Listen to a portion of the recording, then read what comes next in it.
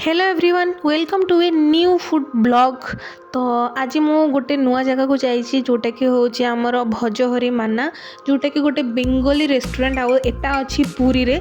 तो आपण मैंने जमी जानी थे पुरी रे बहुत सारा बेंगली जाती आउ बेंगली फूड रो मजा ही किसी अलग। तो चलते आज खाई देखा बेंगली फूड। एंट्री कलापर रेस्टोरेंटा एमती तले अच्छी आ भितर इंटेरियरटा किसी एमती अच्छी तो सफिशिएंट स्पेस अच्छी बसवाई।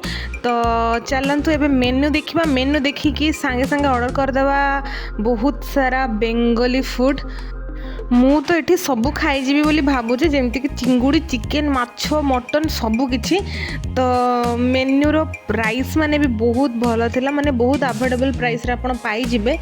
तापरे मु मगई थी फास्ट स्टार्टर रे चिकेन कटलेट ता सहित फिश कटलेट माने आपण इमेजिन भी करेंगे एते टेस्टी अच्छी। माने गोटे गोटे फिश कटलेट मिनिमम 80 या 100 रुपीस थिला आ टेस्ट पूरा जबरदस्त थिला। आपण जानी परिए फिश कटलेट भी एते टेस्टी लगे। तापरे नेक्स्ट मु मगई थी चिकेन कटलेट भी बहुत यम थिला बहुत ही टेस्टी थिला। टिके प्राइस मते माने हाई लगी थिला कहीं ना पर पीस 160 या 150 थिला हेले भी ना सेतिकी पैसा देकी भी दुख लगुनि कारण टेस्ट पूरा ए क्लास अच्छी चिकेन कटलेट रो भी।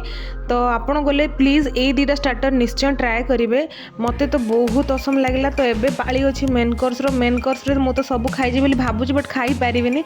तो मु मगई थी एठी तांकर बेंगली फेमस पुलाव ता सहित मटन डाक बंगलो ता सहित माछर पातुड़ी ता सहित मु मगई थी एठी चिकेन कषा आउ सबू जाकर टेस्ट बहुत भल थिला। आपण देखंतु मु एबे खाइबी माने उफ पूरा ए क्लास माने मन पूरा शांति आत्मा पूरा शांति दिनटा आज भल भल जीवो कहीं मु आज बहुत भल भल खाइबा खाइची। मटन डाकमंगलर प्राइस थिला 265 फॉर 3 पीसेस आ जदि आपण एक्स्ट्रा आउ 2-3 पीस नेबे तो 365 आ सेथि आपन को अंडा भी मिलिबो। किंतु आपण ऑर्डर करिया पूर्व ना आपन को कहबा पड़ियो मते 365 वाला दियंतु या 265 वाला ए मटन डाकबंगलो रे सेथि अंडा भी थाए। चिकेन कषाटा भी बहुत बढ़िया थिला माने बहुत भल टेस्ट सहित तार टेक्सचर सबू भल थिला। सेथिरे भी हाफ फुल अच्छी तो आपण से अनुसार मगे पारिबे। हाफ रे 3 पीस दउचंदी फुल रे मे बी 5 कि 6 पीस दउचंदी। आ फिश पातुड़ी जोथिरे कि भेक्टी माछ थिला आउ ता भी बहुत बढ़िया लागुतला। मो तो आहुरी केते कोन खाइथन बट एते सारा खाइ के मो पेट पूरा फुल हे सारथिला।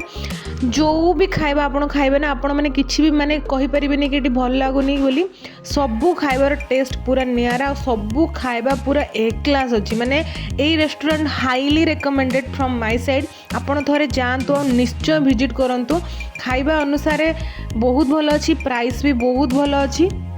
बेंगली पुलावर भी टेस्ट बहुत भल थिला कारण भातटा टिके मीठा मीठा लगुला मत टिके मीठा भात भी बहुत भल लगे। तो मीठा भात सहित चिकेन कषा और मटन डाकबंगलो पूरा माने मस्त जमुला। मु तो पूरा खुशी रे मन भरिकी पेट भरिकी खाइची। तो आजिर भिडियोटा मुझे एंड करने जाऊँगी आपण मानक ये भिडियोटा केमती लगिला मत निश्चय कमेंट करके जनइबे। किए किए एठी जाइए खाई मत निश्चय कमेंट करके जनइबे। आउ मु तो पूरा हाईली रेकमेंड करी बेंगली मानक ओडिया मानक भी एठी जाइए थोड़े ट्राए करंतु।